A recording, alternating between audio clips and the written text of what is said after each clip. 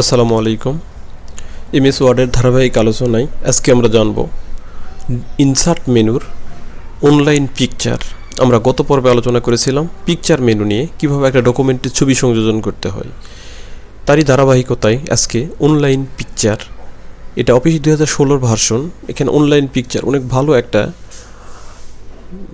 ব্যবস্থা। তো online picture এটার মাধ্যমে আমরা সরাসরি ইন্টারনেট হতে ছবি আমরা এই পেজে নিতে পারি।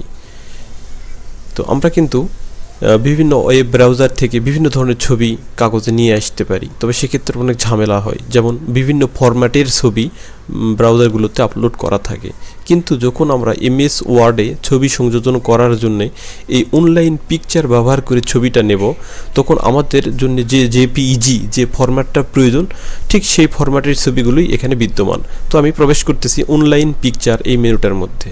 প্রবেশ করার পরে একটু অপেক্ষা করব। অনলাইন থেকে ছবিগুলো এখানে লোড হয়ে ধারাবাহিকভাবে আমার সামনে হাজির হয়ে গেল।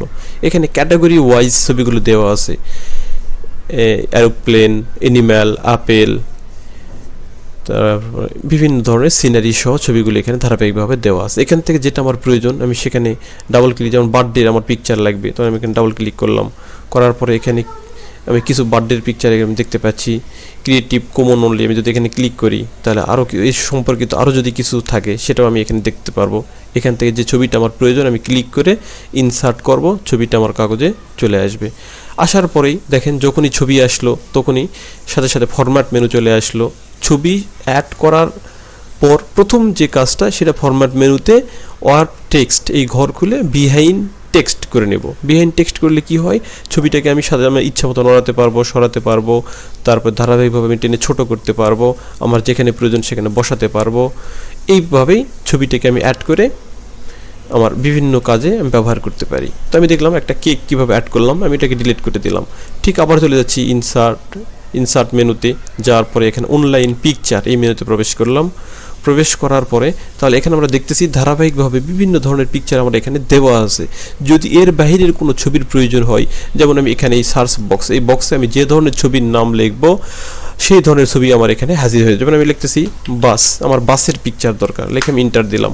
দেওয়ার পরে অনলাইন থেকে দেখেন রেডি বাস কিছু এখানে নিয়ে আসলো।